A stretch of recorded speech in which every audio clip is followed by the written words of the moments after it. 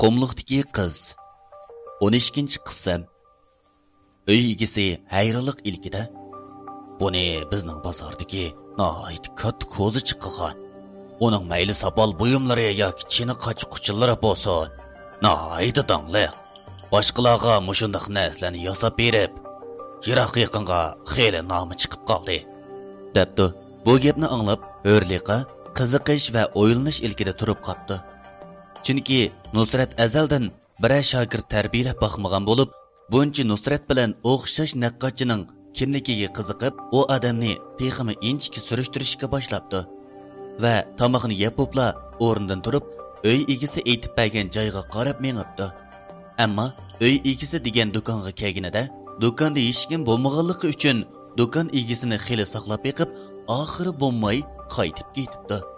Asli o vaqtda Nusrat boshqalarning uyiga berib, temaga naqqashlik qilib belgilab ketgan bo'lib, Hurliqaning o'zining do'koniga kelganidan xabarsiz ekan. O kunda o'z ishini qilish bilan oldirish ekan. Hurliqamu erining o'lganligini burili tan ep bo'lganligi uchun bu ishga ancha eranishib ketmabdi. Hurliqa bu shahardan ati ayrilaman degan kuni Mutamning opsi bilan birlikda bozorga aylanib ketib etib, ko'zi Nusratning do'koniga tushibdi. Bu do'kon bir qarashdilla to'limi o'zgacha bo'lganligi uchun Mutamning opsimi bu do'konga qiziqib, ular bilan birlikda kulishib, paranglashqanicha do'konga kiribdi.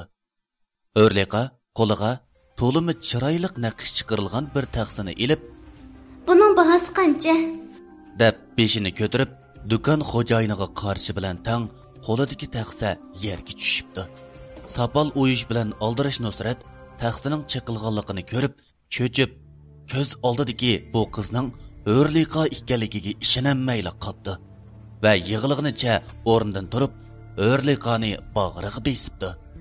Hurliqami Nusratning texi o'lmaganligini bilib, hayajondan qanday qilishni bilolmayla qoldi va ko'z oldidagi odamning Nusrat yoki emasligiga ishonmay, Nusratning yuzlarini silab, uning yuz ko'zlariga yenish-yenishlab suyib, uni siyg'inganligidan yara bo'lgan yuragiga uning quchoqlashlaridan malham tepibdi.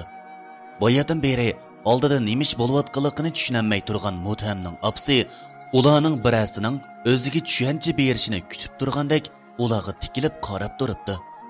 Hurliqa bilan Nusrat biri-biri bilan biroza qinib quchoqlashib, biri-birini purab turgandan keyin Hurliqa Nusratga qarab, "Sizni boshqalar" deb gapining oxirini chiqarolmayla qopdi.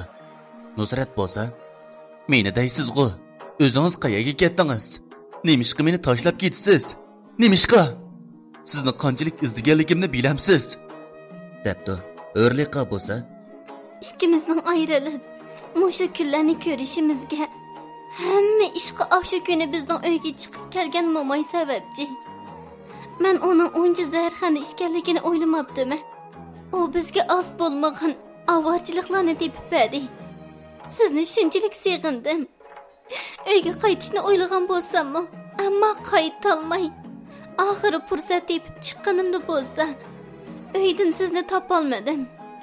Boshqalardan anglasam, siz bo'rali tegib ketibsiz. Garchi shundoq bo'lsa-mu, sizga bo'lgan muhabbatim yuragimni chang saqlab, sizni eslab keldim. Yana bir xush xabarmi bor? Ikkimiz ayrilib uzun o'tmayla, men o'zimning homildor ekanligini bildim va keyin bir qiz tug'dim. Qizimning ismi Malika. Sizga qo'yib qo'ygandek o'xshaydi.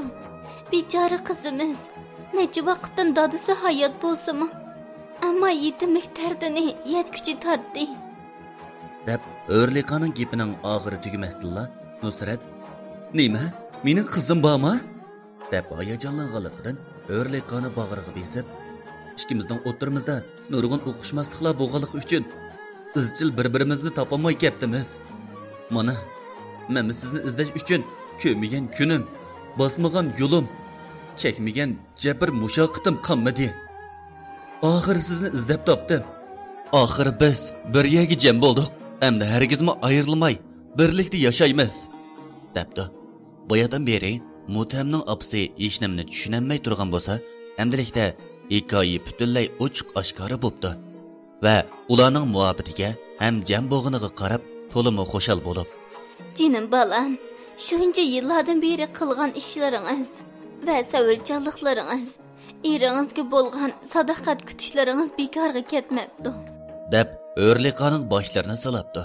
O'rliqamu xushalliqi bilan tezroq qizini bu yerga elib kelib, jam bo'lishini aytib, Nusrat bilan birlikda Mutamning uyiga qaytishga tamshilayotganida Mutamning opasi: "Qizim, men o'g'limni obdan tushunaman.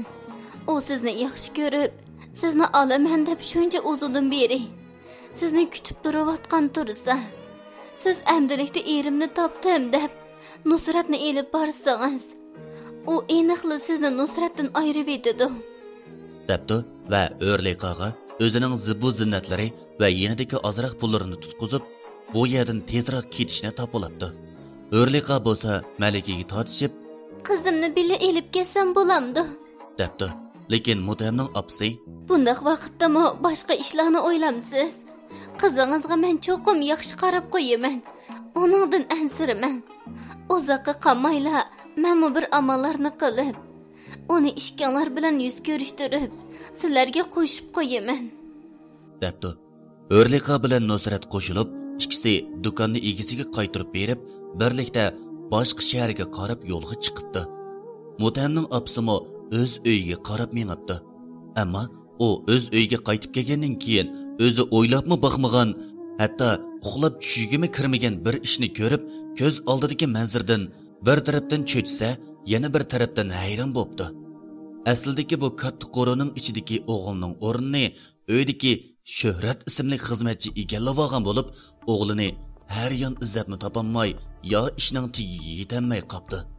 Oxiri ularning qo'shnisi uning o'g'lining tunugin kash texi o'lib ketganligini, ularning uyini bo'lsa, ularning uyidagi xizmatchi totib olganligini va u xizmatchining ularning burunqi tuqqunining o'g'li ekanligini aytib beribdi. Mutamning opasi qizining kaynidan o'g'liningmi ketganligini, ikki farzandidan ayrilib qolganligini bilib, ko'ngli qattiq yerim bo'lib, nima qilarini uqolmay qopti va uyga qaytib kirib, Shuhratning gelini bo'g'ib: "Sen nemishqa o'g'limga ziyonkashlik qilasan? Apang mening qizimga ziyonkashlik qilgan edi. Amdilikda sen bo'lsang, sen meni barliq umidim, eng chong yulanchikimdan meni ayirib, men seni hargiz kechirmayman. O'g'limni menga qaytarib ber" debdi. Shuhrat bo'lsa Mutamning opasining qo'lini silkib, uni ittirginicha: "Senlar boshqalarga oz uvol qilmading. O'g'lingning ko'zimdan yo'qolganimi yaxshi bo'ldi. Oxir opamning uchini oldim" debdi va ko'rangliginicha: "Endi bu qo'ri joy menga tava bo'ldi.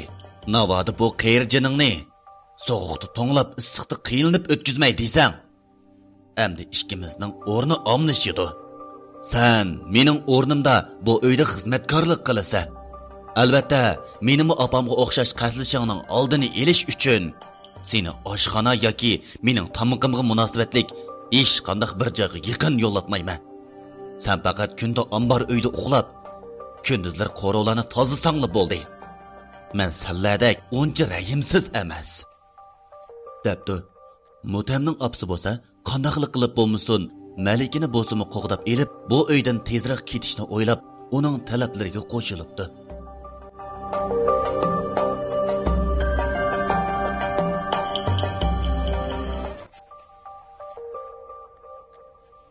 Aziz anglag'uvchilar, cho'ng tipdagi cho'chak xarakterlik ovozliq asar Qumliqdagi qizning 12-qismi mush yerda tamomlandi. Yoqtirib anglaganinglarga rahmat.